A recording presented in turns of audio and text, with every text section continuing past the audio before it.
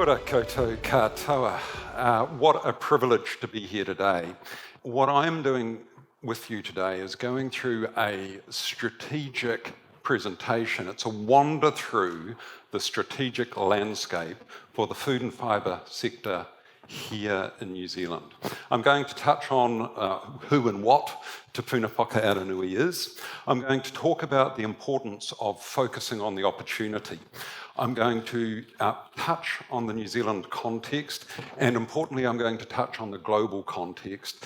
I'm going to discuss 3 drivers of change, and then I'm going to sum up by focusing on the so what. Without further ado, Te Puna Whakaaronui is a think tank. It hangs off the side of MPI. It is funded by MPI. And for those of you who are familiar with the jargon, it's what we call a small green triangle. Its purpose is to provide an outside-in approach for the food and fibre sector here in New Zealand. It's got a governance board comprised of some of our leading public servants. But the thought leaders team, and I won't read them out, but you can see them listed up there. The thought leaders team are comprised of deeply experienced, excepting myself, very intelligent food and fibre experts here in New Zealand. It's a real privilege to work with them. Jared Mayer is here today. He runs the management team for Te Puna Whakaaronui. It's my privilege to present their work. What I'd like to do is touch on the importance of focusing on the opportunity. We have seen the emergence of a number of competing dialogues in the New Zealand food and fibre sector, and I'll rehearse them for you. One of them is, hey, the food and fibre sector is a sunset sector. Young people don't want to work in it anymore. The average age of a farmer is over 60 years old. What we need to do is diversify our economy. We need to focus on technology, we need to focus on education, we need to focus on tourism. We don't need to focus on sort of a dirty old agricultural industry. That is so last century. Surprisingly, that dialogue has achieved quite a lot of traction, and it has affected things like science funding for the food and fibre sector in New Zealand. A second dialogue is that the sector is an environmental problem. It's associated with half of our emissions, it's associated with poor water quality, it's associated with poor animal husbandry and pressure on biodiversity here in New Zealand. And so, you know, farmers aren't doing good enough. They're not good stewards for our land. Another dialogue is that, hang on a minute, you guys. We represent 80% of merchandise exports. We manage some of the leading farm systems globally. We take huge pride in the way we farm. And actually what we don't need is a bunch of townies picking on us and trying to get us to do our jobs better. What we need is a little more respect for what we're doing on the land. This dialogue that we're an environmental problem is unfair. Just leave us alone. We're doing well enough, thank you. A couple of comments. First of all of these dialogues have their own merit. Depending on whether you're using a lens of the environment or a social lens or an economic lens or a commercial lens, whether you're talking about a New Zealand natural interest lens or a geopolitical lens, each of these dialogues has various amounts of merit.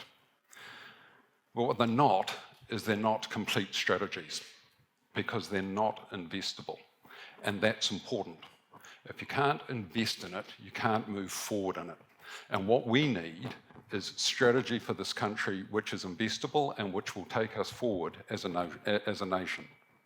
When we're thinking about the New Zealand context, the starting point for the conversation is that the sector is massive for us. It's 82% of merchandise exports. It's 14% of employment, it's 11% of GDP. It's a huge part of our land use. And we're talking about 4 million kilometres of ocean space. It is an intrinsic part of New Zealand, it's an intrinsic part of our history, it's an intrinsic part of our economy. And whenever we're talking about strategy, you've got to start from where we are, and that is where we are. Also, when we think about the food and fibre sector in New Zealand, we need to think about New Zealand Inc. itself. How are we situated as a country? And so two things are true. On the one hand, New Zealand is a pretty good place to live. We've got a pretty good standard of living. But we also have some dramatic headwinds heading our way. I'm talking about things like the economic wealth and social disparities we are seeing in this country. I'm talking about the imperative to decarbonise the economy. We've got an ageing population which will impose superannuation costs on us, but also rising healthcare costs on us. We've got an evolution of global consumer needs and food and fibre systems globally, and we have capacity and productivity constraints in New Zealand. Very simply, without clear strategy and the capacity to implement change, this country will go backwards. Unless our sector can continue to grow, New Zealand faces stormy seas. Now, the good news is that the sector can continue to grow. Let's call it $50 billion of export revenues today. If we can grow at 2% a year, we can add another $37 billion by 2050. 2% growth is not high historically. Historically, we've achieved 4% growth in the sector. So we're not talking about massive levels of growth to continue to grow the sector. Equally importantly, there are places for that growth to come from. Now, starting with some of the factors which will support growth in our natural food system, some of the places to look which will underpin growth and drive growth. First of all, improved environmental sustainability measures. Now, the reason I call that out and the reason that that's so important is if you can't measure it, you can't manage it. The adaptation of our dairy and meat sectors. They're fantastic sectors, but taking more of a regenerative approach and aiming for environmental excellence is on strategy for those sectors. Implementing new methane mitigation technologies, hugely important. We can put in place an emissions strategy through He Waka Eka Noa, but without the supporting technologies, that simply won't work. Incentivising carbon sequestration is really important and on strategy and an economic opportunity for New Zealand. Accelerating ocean farming technologies, clearly a $1 billion opportunity. Focusing on natural fibres in New Zealand and circular systems in New Zealand, another $1 billion opportunity, and the health and wellness sector, another $1 billion opportunity.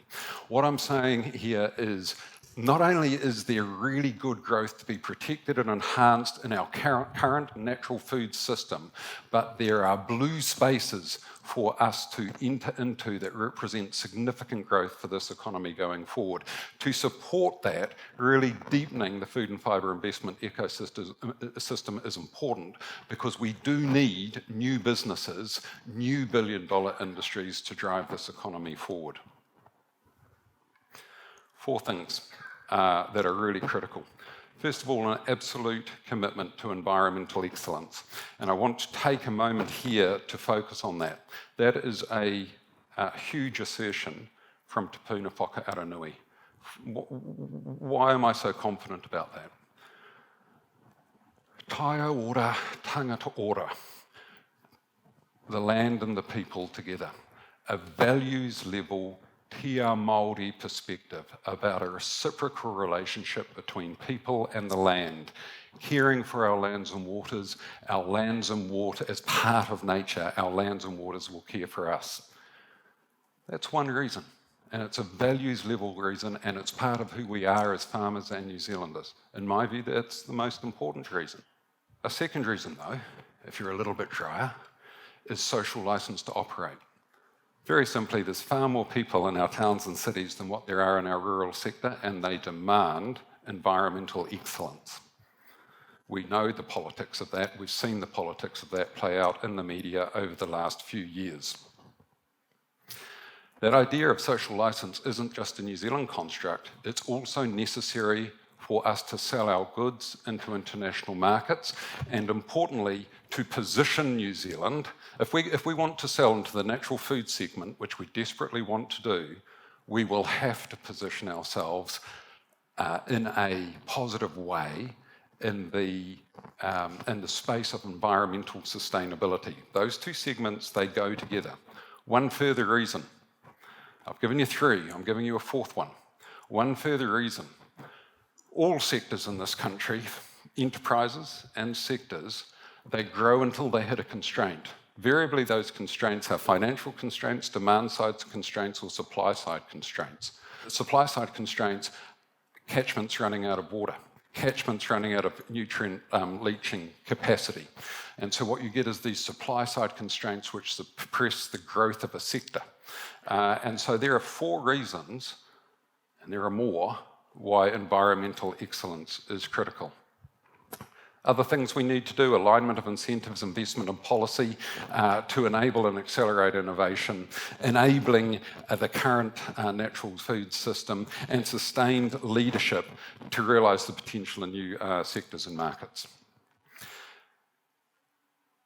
Moving into the global context, we are not alone. I'm not going to recite this slide, you can see it up there. What we're seeing is major economies around the world formulate industrial policy and say, here's where we see advantage. And sometimes that's about food security and it's about self-supply of food. There are 100 countries around the world that have well-developed industrial policy. I'm using that in the economic sense. What that means is, in the context of climate change, in the context of new technologies, countries are staking out those areas where they can see they can have national competitive advantage. 100 economies around the world are in that space, including some of the biggest economies in the world. I would put it to you that the New Zealand food and fibre sector is a prime opportunity for New Zealand to have a developed industrial policy. It's not just governments that are on the front foot in this space, it's big companies globally. So we've just heard from the last speaker that there's an enormous amount of money flowing into the modern food space. But it's not just the startups that are being funded. It is major food companies around the world who are on the front foot with these technologies. We are seeing an enormous acceleration in this space. Well, New Zealand is the first report by Te Puna Whakaaronui. We identify three drivers of change, and we identify that we're seeing unprecedented levels of change in global food and fibre systems. The first is in the climate change space. In a nutshell, what we are seeing is that we're failing to hit milestones to maintain warming at 1.5 to 2 degrees, and that the outcomes of global warming are at the severe end of what was predicted. I'm talking about floods and droughts and water tables running low. What we're seeing is very pronounced impacts on food and fibre production systems globally, on natural food and fibre production systems globally, and unprecedented volatility. That's got implications. I'm not here to talk about climate change today, but it's got clear implications for us in New Zealand. The first is actually that there'll be pretty strong demand for our natural foods and fibres in international markets because of that impact in global markets on the supply side. There is a clear opportunity for us to take a leadership position in natural foods if we also take a leadership position in environmental excellence. We need a uniquely New Zealand approach to environmental excellence. Just saying regenerative farming isn't good enough. It's about what that means for us in New Zealand. Climate change mitigation, I'm talking about things like carbon sequestration and methane technologies, is on strategy. Climate change adaptation, I'm talking about water storage here in New Zealand, and a whole bunch of other activity is on strategy for us.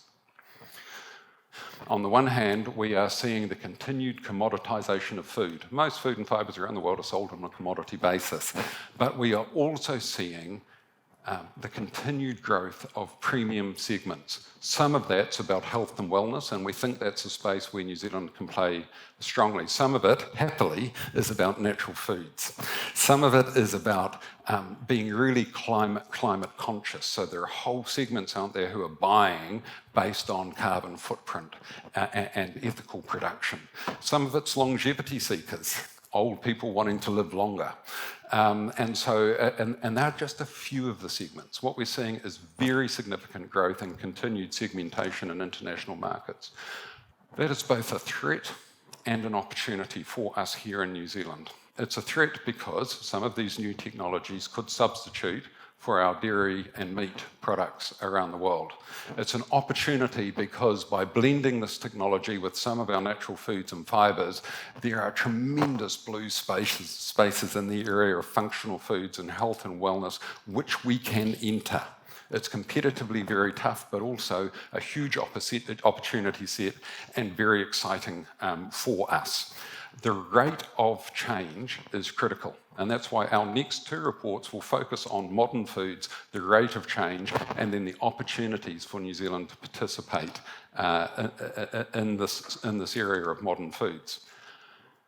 When we think about all of this strategically in a global context, it is hugely challenging to forecast or to predict the future, because we do see a combination of sort of geopolitical change and supply chain disruption, of modern foods and changing technologies, of consumer segmentation, and an evolution of natural food systems and pressure on natural food systems. All of those things combine to make the future of food value chains really, really difficult to predict. The antidote to that is to monitor what's happening globally. So first of all, make no mistake, the New Zealand food and fibre sector has done fantastically well. But we are seeing unprecedented levels of change globally. And what that means is that having clear strategy is critical, but actually having the capacity as a food and fibre system to innovate critically is even more critical. There are some building blocks. First of all, let's continue to do really well with New Zealand natural foods and fibres. Let's really focus on that idea of a uniquely New Zealand approach to regenerative farming.